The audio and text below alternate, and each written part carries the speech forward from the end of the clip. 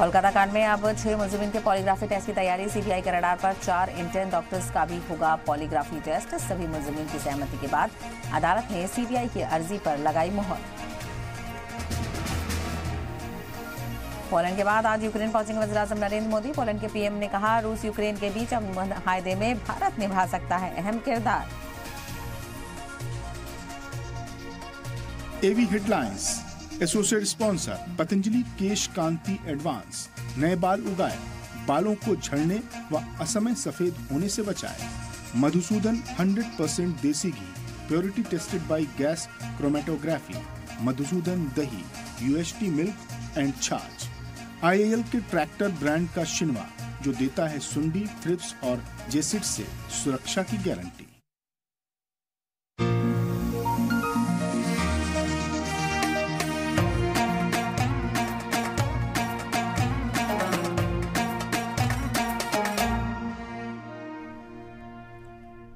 आदाब, सलाम टीवी देख रहे हैं आप। मैं हूं आपके साथ सहबाली सैफी। बुलेटिन की शुरुआत करते हैं बड़ी खबर के साथ। लखनऊ से बड़ी खबर और सामने आ रही है। पुलिस भर्ती एग्जाम में जराये के हवाले से बड़ी खबर यह है कि यूपीएसटीएफ ने खातून कांस्टेबल समेत 4 लोगों को हिरासत में लिया है।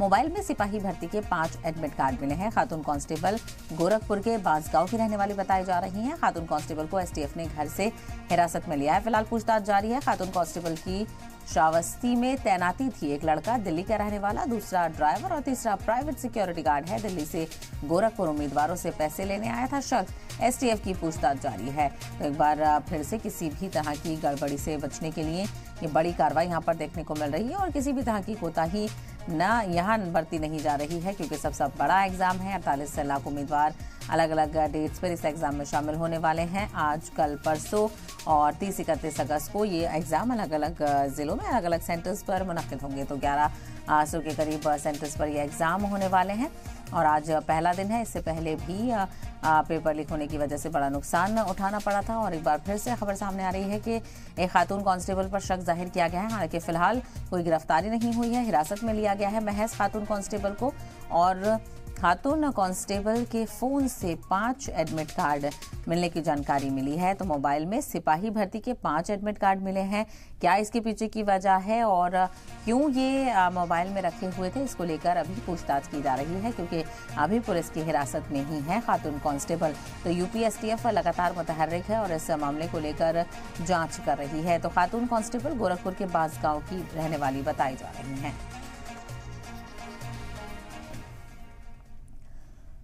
और आज की एक और सबसे बड़ी खबर आपको बताते चले, आज से सिपाही भर्ती एग्जाम शुरू हो रहा है। 1 घंटे के बाद सिपाही भर्ती एग्जाम शुरू हो जाएगा। उम्मीदवारों के पहुंचने का सिलसिला देखने को मिल रहा है। और तो वहीं आपको बताते चले, अलग अलग दिन ये एग्जाम मुनक्किद होंगे। 48 लाख से ज्यादा उम्मीदवार इस एग्जाम में हिस्सा लेंगे। तो सीसीटीवी के जरिए से सभी सेंटर्स की निगरानी होगी। 3 लेयर सिक्योरिटी का इंतजाम किया गया है, क्योंकि किसी भी तरह की कोई कमी ना रह जाए और कोई गड़बड़ी ना हो। 60,244 ओहदों के लिए ये एग्जाम होना है और ऐसे में 67 जिलों में 1174 एग्जाम सेंटर्स बनाए गए हैं और अलग अलग सेंटर्स इस बार रहे हैं। काफ़ी सेंटर्स में तब्दीली देखने को मिली है।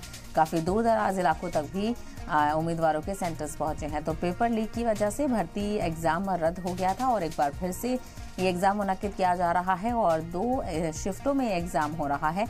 पहली शिफ्ट 10 बजे से शुरू होगी तो दूसरी शिफ्ट शाम 3 बजे से शुरू होगी और उम्मीदवारों के पहुंचने का सिलसिला शुरू हो गया है।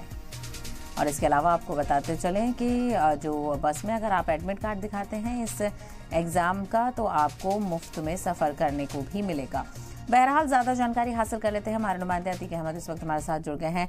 अतीक, आपसे जानकारी चाहेंगे सिपाही भर्ती मामले को लेकर।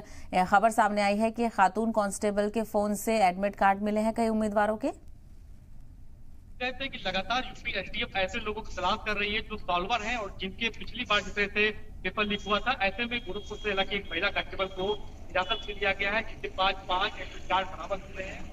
पुलिस में हालांकि तैनात है। पुलिस पूरे मामले की जांच कर रही है, एसटी पूरे मामले की जांच कर रही है। पूरे अभी तक हिरासत लेकर ये खुलासा हो पाया है कि 5 एडमिट कार्ड मिले हैं। कौन लोग ये सॉल्वर महिला से जुड़े हुए हैं, क्या कितने पैसे दिए गए थे, कहाँ से ये एडमिट कार्ड पाए, क्या किसी और के नाम पे पैसा देने जा रही थी, तमाम पहलुओं पर एसटी वाले की जांच कर रही है। अभी तक जो है महिला को हिरासत में लेकर पूछताछ कर रही है। और यूपी में आज जहाँ जहाँ परीक्षा हो रही वहां पर एसटीएफ पुलिस, क्राइम ब्रांच, तमाम तरह की पुलिस को तैनात कर दिया गया और सॉल्वर पे खास करके नजर रखी जा रही है। ऐसे में जगह नदी की जो तो पहली खबर रात को आई थी कि गोरखपुर से एक महिला जो पुलिसकर्मी है उससे पकड़ा गया है, उसके पास से 5 डेबिट कार्ड बरामद हुए। तो ऐसे तमाम लोगों पर नजर रखी जा रही है जो इस सॉल्वर से जुड़े हैं। हालांकि अभी तक एक्सीडेंट पूरे मामले जांच नहीं थी, ये कहा जा रहा है कि महिला की पूछताछ की जा रही है, उसके बाद इसकी एडिटिंग दिखाएंगे या किस तरह की बात सामने आती है, देखने वाली बात। बिल्कुल, अभी हिरासत में लेकर पूछताछ की जा रही है। वहीं एग्जामों को लेकर क्या कुछ हलचल है, क्योंकि रद्द हो गया था एग्जाम पेपर लीक के चलते, इस बार क्या कुछ तैयारी है? देखिए, कहते हैं कि उत्तर प्रदेश में हालांकि आज 67 कहते जिलों में जो है केंद्र बनाए गए परीक्षा बोर्ड को लेकर, एग्जाम को लेकर। पहली पाली जो है हालांकि लखनऊ में कई सेक्टर बनाए गए हैं, जहाँ 10 बजे से पहली पाली स्टार्ट होगी, 12 बजे खत्म होगी। दूसरी जो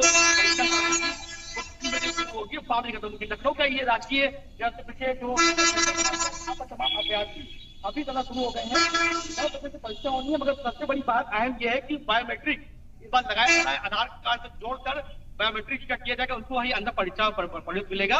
और कहते हैं कि 60,000 से ज्यादा परीक्षा भर्ती पदों को लेकर भर्ती हुई जा रही है। पिछली बार फरवरी में हालांकि जो परीक्षा यूपी पुलिस भर्ती की हुई थी उसमें पेपर लीक हो गया था, तमाम किरकिरी हो गई थी। ऐसे में हमारे छात्र से बात करते हैं, आज का आपका एग्जाम है, क्या लग रहा है कि जो सॉल्वर को लेकर दिक्कत आई, पता नहीं हो गया था, ऐसे में लगा कि दिक्कत पसंद लगी? हाँ, वैसे तो पहले लग रहा था, बट इस बार का पता नहीं मैं क्या तक, मतलब इस बार ऐसा ना हो, क्योंकि बंदा इतना मेहनत करता है। हाँ। और पेपर अगर लीक हो जाए तो दिल टूट जाए। क्या नाम है आपको, कहाँ से आए आप? मेरा नाम सुमित परियारा, मैं इटावा से आया हूँ। इटावा से आया? हाँ, मैं इटावा। क्या लगता है सुरक्षा व्यवस्था को लेकर तमाम इंतजाम पुलिस कर रही थी, और लखनऊ में रहने के इंतजाम को लेकर कहा गया था कि जो अभ्यर्थी है वो जमीन देखेगा, उसके लिए व्यवस्था की जाएगी। अभी एंट्री हो रही है, कोई दिक्कत तो नहीं आ रही है? वैसे एंट्री में कोई दिक्कत नहीं, बट इतना बोला था लेटेंगे या जगह होगी, उसका नहीं बन पाया है। बाकी का बंदा जो आया तो खुद ही कर रहा है। बिल्कुल अतीक, जो उम्मीदवार हैं उनके पहुंचने का सिलसिला यहाँ पर देखने को मिल रहा है। और चूंकि अतीक पेपर लीक के चलते एग्जाम कैंसिल हुआ था, इस बार काफी ज्यादा चौकसी बरती जा रही है। देखिए, सबसे बड़ी बात यही है कि यूपी सरकार ने पूरी ताकत झोंक दी है कि इस बार किसी तरह का पेपर लीक की बात सामने ना आए, क्योंकि कहते हैं कि बीजेपी सरकार में तमाम ऐसी परीक्षाएं अभी तक रद्द हुई जिसका पेपर लीक हो चुका है। ऐसे में यूपी पुलिस भर्ती परीक्षा का पेपर लीक हो गया था, इसको लेकर इस बार एसटीएफ पूरे हालांकि उत्तर प्रदेश में जहां जहां सेंटर बनाए गए हैं सॉल्वर नजर रख रही है। सबसे बड़ी बात यह है कि जो अभी तक सॉल्वर पकड़े जा चुके हैं उन पर नजर रखी जा रही है, वो कहाँ रहते हैं, जहाँ परीक्षा केंद्र बनाए गए हैं वहां पर फोटो कॉपी की दुकानें हैं, वहां पर जो और तमाम दुकानें उस पर नजर रखी जा रही है। यूपी पुलिस तमाम अधिकारी तमाम राज सही हालांकि मौजूद है और पूरी कोशिश की जा रही है कि इस बार सॉल्वर हालांकि इस तरह से पेपर लीक न कर पाए। इसको लेकर जो परीक्षा केंद्र है जहां से परीक्षा आएगा वहां पर सीसीटीवी कैमरे नजर रखी जा रही है। जितने भी केंद्र हैं, पहली बार ऐसा हुआ है कि सभी केंद्रों पर सीसीटीवी कैमरे लगाए गए हैं, सभी का एडमिट चेक किया जा रहा है। बड़ी बारीकी से हो रहा है कि पूरे मामले में जांच की जा रही है। जो परीक्षा है सकुशल संपन्न हो जाए 23, 24, 25 और 31, 30 को ये परीक्षा होनी है। 9 लाख अभ्यर्थी हालांकि बैठेंगे। तो यूपी पुलिस तैयारी कर ली है, STF, crime branch, Lucknow police, तमाम तरह की पुलिस फोर्स, एसटीएफ, आरएफएफ लगाई गई है। किसी तरह का कोई सॉल्वर परीक्षा का पद ना पा पाए। हालांकि तमाम अभ्यर्थी है जो ये कह रहे हैं कि इस बार सरकार कोशिश कर रही है, अगर उसके बाद परीक्षा लीक होता है सरकार का फेलियर नजर आएगा। तो इसको बिल्कुल ये बड़ा सवाल है, क्योंकि इस बार जितनी तैयारी पुख्ता है उतना ही जो इंतजाम है वो देखने को मिल रहा है। तो ऐसे में आज देखना बेहद अहम होगा कि आखिर किस तरह से इन परीक्षाओं का इख्तिताम होता है। अतीक, तफसील के लिए बेहद शुक्रिया। तो आपने देखा उम्मीदवारों के पहुंचने का सिलसिला शुरू हो चुका है। पहले शिफ्ट का एग्जाम 10 बजे से होना है। ऐसे में अलग अलग सेंटर्स पर उम्मीदवार पहुंच रहे हैं और सिक्योरिटी के सख्त इंतजाम किए गए हैं। आज उत्तर प्रदेश पुलिस की भर्ती परीक्षा के संदर्भ में 18 सेंटर हमारे यहाँ पे हैं, जिन्हीं सभी सेंटर्स पे जो ऑफिसर्स है वो लगाए गए हैं। हम लोग सुबह से ही भ्रमणशील हैं। 8 बजे से एंट्री है और ये सुनिश्चित किया जा रहा है कि चेकिंग फ्रिस्किंग प्रॉपर हो। सारे बच्चों को ब्रीफ किया जा रहा है कि क्या उनको ले जाना है, क्या नहीं ले जाना है। साथ ही साथ ट्रैफिक मैनेजमेंट के लिए डीसीपी ट्रैफिक उनकी टीम लगाई गई है। सिक्योरिटी के लिए भी पर्याप्त टीमें लगाई गई हैं। तो जो एग्ज़ाम है उसे कुशल रूप से संपन्न करवाया जाएगा। अच्छी तैयारी अभी की है सब लोग। जैसे क्या मतलब तैयारी की व्यवस्थाएं कैसी हैं यहाँ पर? अच्छी व्यवस्थाएं हैं? हाँ, अभी तो ठीक दिख रही है, अब जाने के बाद ही पता चलेगा अंदर। हाँ, आपकी उम्मीद पूरी है। जैसे पेपर लीक हो जाते हैं तो अब कोई ऐसा डर या भय का आप लोग का तो वातावरण तो नहीं? आपकी तो नहीं सुनाई दे रहा है। देखो अच्छा हो जाए तो अच्छी बात है। क्या नाम है? सुल्तानपुर से आई हूँ। कैसी परीक्षा है, क्या उम्मीद हुआ? परीक्षा है कि ये यूपीपी का हम लोग अगली बार डाले थे तो लीक हो गया था। यही हम कहते हैं कि इतनी मेहनत से हम लोग मेहनत करते हैं और पेपर लीक हो जाता है तो दुख होता है सर। तो यही सब है, अब की उम्मीद है कि ना हो तो ज़्यादा अच्छा है। कैसी तैयारी आप लोग करोगे? तैयारी अच्छी है, कोचिंग भी जाते हैं हम लोग। मैं कोचिंग जाती हूँ 2 साल से।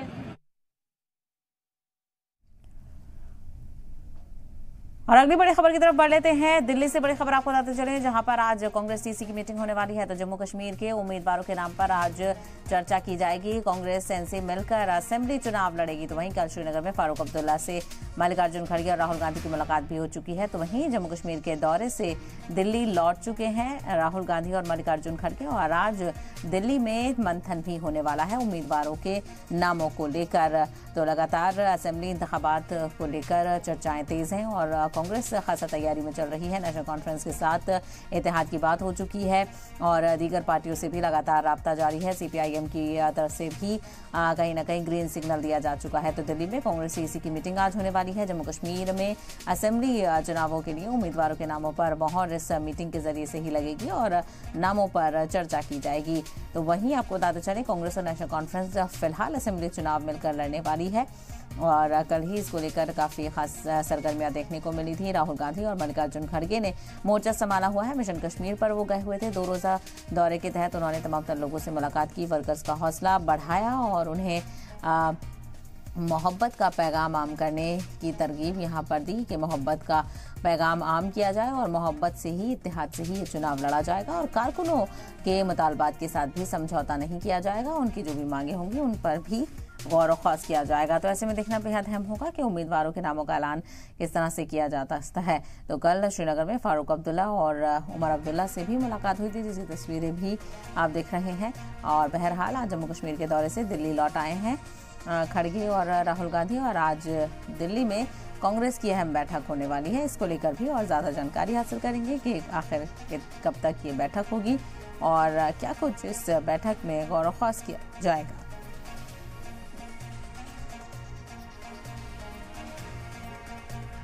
तो जम्मू कश्मीर के असेंबली इंतखाबात के तारीखों का ऐलान हो चुका है और आर्टिकल 370 की मनसूखी के बाद से ये पहली बार है जब असेंबली के चुनाव हो रहे हैं। लगातार मकामी पार्टियों की तरफ से चुनाव कराने का मुतालबा किया जा रहा था और इसी के चलते अब जो शोखरोश काफ़ी देखने को मिल रहा है। तो वहीं कल राहुल गांधी और मल्लिकार्जुन खड़गे ने भी कई तरह की बातें दोहराई कि जम्मू कश्मीर की नुमाइंदगी ज़रूरी है, पहले चुनाव हो जाए, उसके बाद स्टेटस का जो स्टेटहुड का दर्जा है वो भी वापस लेने की कवायद की जाएगी। हालांकि मरकज़ी सरकार की तरफ से कहा गया था कि स्टेटहुड का दर्जा जल्द से जल्द वापस दिया जाएगा। बहरहाल असेंबली चुनावों की तारीखों का ऐलान हुआ है और इसी के चलते आपको बताते चले तैयारियां तेज़ हो चुकी हैं। कांग्रेस भी इसमें जुट चुकी है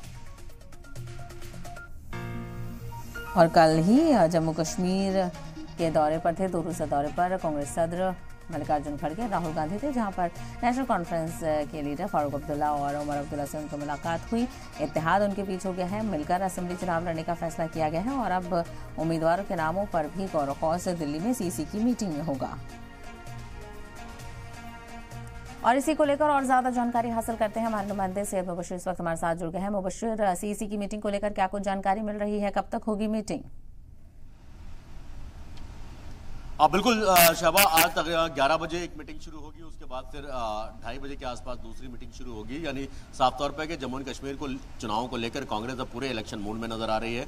कल जिस तरीके से कांग्रेस अध्यक्ष मल्लिकार्जुन खड़गे और पूर्व अध्यक्ष राहुल गांधी पहुंचे थे जम्मू कश्मीर, फारूक अब्दुल्ला उमर अब्दुल्ला से मुलाकात की, कहीं ना कहीं जो पूरा ताना बाना बुनने की जो कोशिश थी साथ में, यानी फर्स्ट स्टेप में कामयाबी एक तरीके से कांग्रेस को मिलती नजर आ रही है कि फारूक अब्दुल्ला उमर अब्दुल्ला इन लोगों से मीटिंग के बाद ये तय माना जा रहा है कि ये दोनों पार्टियां अब, क्योंकि ये साफ कर दिया गया प्रेस कॉन्फ्रेंस में कि दोनों पार्टियां मिलकर चुनाव लड़ेंगी जम्मू एंड कश्मीर के अंदर। दूसरी तरफ कैंडिडेट्स को लेकर अब चयन जितनी जल्दी हो सकता है उतनी जल्दी करके फिर आगे की रणनीति तय करनी होगी। ये एक बड़ी चुनौती के तौर पर जरूर देखा जा रहा है कांग्रेस के लिए, क्योंकि कांग्रेस अब जो है किसी भी चुनाव में कह सकते हैं कि पीछे रहने वाले नहीं, फ्रंट फुट पर खेलने के मूड में फिलहाल नजर आ रही है। तो ये साफ तौर पर ये वजह है कि जम्मू कश्मीर में फारूक अब्दुल्ला के साथ साथ उमर अब्दुल्ला से मीटिंग के बाद कांग्रेस जो है पूरी तरीके से अब तैयार है और वो चुनाव रणनीति आज कैंडिडेट को लेकर चर्चा होगी। 3 बजे फिर दूसरी मीटिंग होगी, उसमें भी कई सारे और कांग्रेस के जितने भी बड़े पदाधिकारी हैं उनको बुलाया गया है, चाहे वो उपाध्यक्ष हो, सेक्रेटरी हो, जनरल सेक्रेटरी हो, प्रभारी हो जम्मू एंड कश्मीर को, उन सभी को बुलाया गया है। और साफ तौर पर है कि रणनीति तैयार करके पूरी तरीके से अब इलेक्शन मोड में, इलेक्शन पे जमीन पर उतरने की कवायद जो है वो शुरू कर दी गई है कांग्रेस की तरफ से। बिल्कुल, और कवायद यहाँ पर शुरू कर दी गई है। और जिस तरह से देखा जाए 2 रोजा दौरे से राहुल गांधी और मल्लिकार्जुन खड़गे लौटे हैं, एक जोश यहाँ पर भरने की कोशिश की गई है और जिस तरह से जो बयानबाजियां देखने को मिली, जो पैगाम दिया गया, उससे कहीं ना कहीं इलेक्शन को लेकर काफी जोशो खरोश भी देखा जाएगा। मुबश्शिर। बिल्कुल, देखिए जम्मू कश्मीर के लिए एक बहुत बड़ी बात है शहबा, क्योंकि 10 साल के बाद वहां पर इलेक्शन हो रहे हैं, चुनाव हो रहे हैं।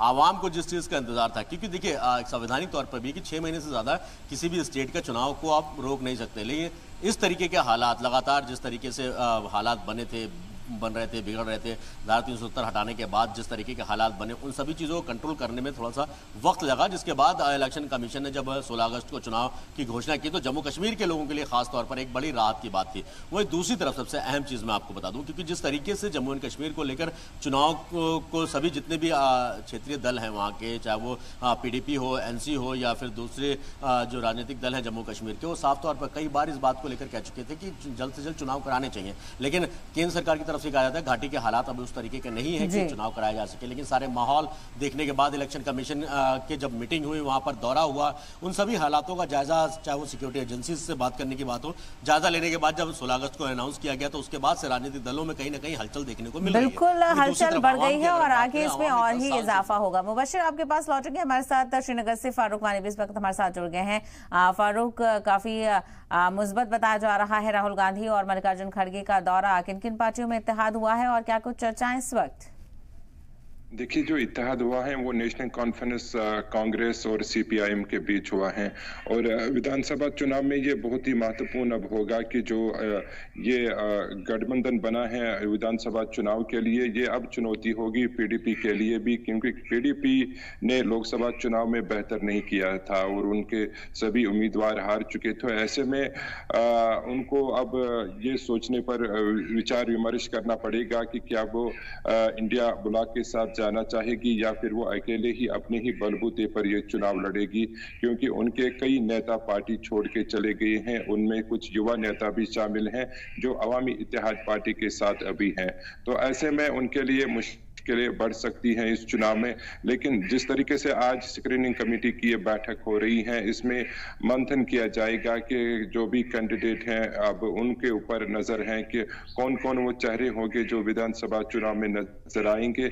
लेकिन राहुल गांधी ने एक बात कल कही थी, यहाँ जो उनकी कन्वेंशन मीटिंग थी यहाँ पे, तो उसमें उन्होंने कहा था कि वो युवा चेहरों को देखना चाहते हैं, जो वर्किंग युवा हैं, जो अभी सक्रिय हैं कांग्रेस में और अपने अपने निर्वाचन क्षेत्रों में जो काम बेहतर कर रहे हैं, तो उनको टिकट दिया जाए। तो ऐसे में अब ये भी संभावना है कि जो नए चेहरे होंगे वो भी अब देखने को कांग्रेस में मिलेंगे, क्योंकि कांग्रेस में कई ऐसे युवा चेहरे हैं जिन्होंने काम किया है या फिर जो काफी सक्रिय हैं श्रीनगर या दूसरे संभाग में। तो ऐसे में उम्मीद जताई जा रही है कि जो अनाउंसमेंट किया जाएगा उसमें कुछ नए चेहरे भी सामने आएंगे, क्योंकि राहुल गांधी ने कल इसमें प्राथमिकता दी थी। उन्होंने यहाँ जो उनके प्रदेश अध्यक्ष हैं तारिक हमीद कर्रा और दूसरे जो भी नेता हैं उनके साथ बात की थी और उनको कहा था कि वह उन सक्रिय उम्मीदवारों को भी मौका दे जो कांग्रेस में अभी तक उनको टिकट नहीं मिली हैं, तो उन पर भरोसा जताए और वो देखना चाहते हैं नए चेहरों को, क्योंकि पुराने चेहरे तो ऑलरेडी उनको हमेशा टिकट मिलती हैं। तो ऐसे में अब संभावना है कि कुछ नए नाम भी हमें कांग्रेस में देखने को मिलेंगे जो पहली बार इस चुनाव में नजर आएंगे। जी बिल्कुल, और जिस तरह से देखा जाए चर्चाएं देखने को मिल रही हैं, लगातार सुगबुगाहट तेज है और अब इसका जो लेखा जोखा है वो दिल्ली में भी तय होना है। किस तरह से सीटों के बंटवारे को लेकर मंथन देखने को मिल सकता है मुबश्शिर, क्योंकि इत्तेहाद तो हो गया है लेकिन जिस तरह से हमने लोकसभा चुनावों में देखा था कि सीटों के बंटवारे को लेकर जो बातचीत है वो काफी लंबी जाती है। अब बिल्कुल शहबाज, देखिए जिस तरीके से अभी फारूक ने बताया कि नए चेहरे और खासतौर पर युवा चेहरों को तरजीह दी जाएगी, जैसा कि राहुल गांधी ने अपने बयान में भी कहा था, लेकिन साफ तौर पर है कि एक बड़ी चुनौती ज़रूर होगी उन लोगों को, क्योंकि जो पुराने लीडर हैं, जो पुराने कांग्रेस के नेता हैं, उनमें कहीं ना कहीं थोड़ी सी नाराज़गी देखने को मिल सकती है। उसके पीछे की वजह यह है कि जिन्होंने लंबे वक्त तक कांग्रेस को अपना वक्त दिया है, तो वो एक उम्मीद के साथ होते हैं कि जब चुनाव होंगे कभी भी घाटी में तो उनको मौका दिया जाएगा। लेकिन राहुल गांधी के इस बयान से कहीं ना कहीं थोड़ी सी खलबली है। लेकिन साफ तौर पर लोकसभा चुनाव में जो कैंडिडेट के चयन को लेकर जो प्रक्रिया अपनाई गई, जो पूरा प्रोसेस को अपनाया गया, उससे कहीं ना कहीं कांग्रेस को फायदा हुआ है। तो कांग्रेस कहीं ना कह सकते हैं शहबाज कि उसी ढर्रे के ऊपर उसी जो है प्रोसेस को फॉलो कर सकती है ताकि किसी तरीके का नुकसान ना हो। हालांकि जिस तरीके से बीजेपी हो गई या फिर दूसरे जो पार्टियां हैं वो अपने अपने कैंडिडेट्स की बात कर रही हैं, अपने अपने तरीके से चीजों को कर रही हैं, लेकिन कांग्रेस ने पिछली चीजों से सबक लेते हुए अब एक नए रास्ते के तौर पर अपने लिए जगह जो बनाई है, और जो साफ तौर पर कहा जा सकता है कांग्रेस का जो बदलता हुआ स्वरूप आप हम इस वक्त देख रहे हैं, जो उसकी तस्वीर हम बदलते हुए देख रहे हैं, वो युवाओं पर ज्यादा भरोसा करने वाली है। तो ये कह सकते हैं कि बिल्कुल नजर रहेगी मुबशिर सीसी की मीटिंग में क्या कुछ आज फैसला निकलता है या फिर और दौर मीटिंगें लगातार देखने को मिलेंगे। आप दोनों का बहुत शुक्रिया इस हवाले से तफसील फराहम करने के लिए। और फिलहाल इस बुलेटिन में इतना ही, बाकी खबरों के लिए आप देखते रहें सलाम टीवी।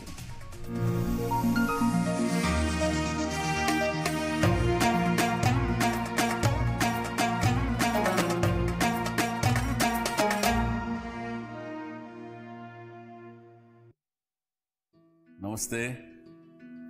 अगस्त 2014 से अगस्त 2018 तक डॉक्टर सुभाष चंद्रा शो में आप सबका बहुत प्यार मिला। हर शो को 2.5 करोड़ लोग पीक पर देखने लगे थे। 80 लाख के करीब हमें ईमेल्स उस समय मिली, और इन 6 वर्षों में आप भूले नहीं। आपने लगातार इसकी डिमांड आप लोग करते रहे, इसलिए इस शो को दोबारा आरंभ कर रहे हैं। आइए मिलते हैं सुभाष चंद्रा शो में जल्द ही जी नेटवर्क के सभी चैनल्स पर। अपने शिक्षण संस्थान, शिक्षकों, विद्यार्थियों को सुभाष चंद्रा शो का लाभ पहुंचाने के लिए निमंत्रण भेजें। मेल टू juhijha@yoursaarthi@sach.org.in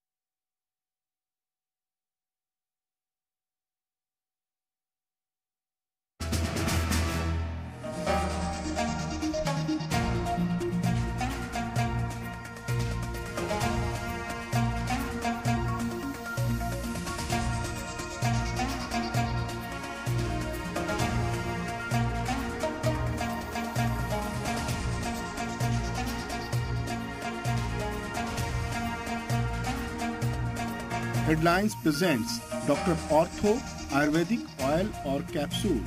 अब दर्द भी घुटने टेकेगा।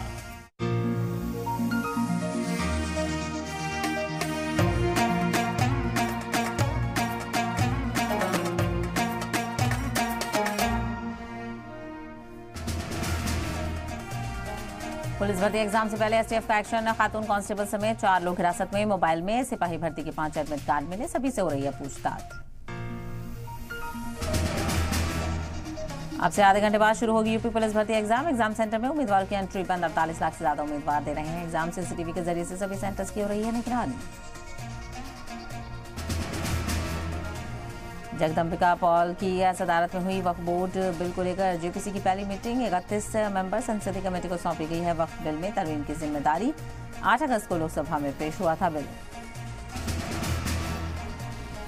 खवातीन पर अत्याचार को लेकर ममता बनर्जी का पीएम मोदी को खत। रेप को लेकर सख्त कानून बनाने की मांग। कहा फास्ट ट्रैक कोर्ट में सुनवाई के जरिए से 15 दिनों में मुलजिमीन को मिले सजा। मुल्क भर के डॉक्टरों ने लिया काम पर वापस लौटने का फैसला। अस्पताल में डॉक्टरों की हिफाजत को लेकर जारी थी हड़ताल। सुप्रीम कोर्ट के दखल के बाद डॉक्टरों की तंजीमों का ऐलान। एहतजाज रहेगा जारी। कोलकाता कांड में अब 6 मुलजिमीन के पॉलीग्राफी टेस्ट की तैयारी। सीबीआई के रडार पर 4 इंटर्न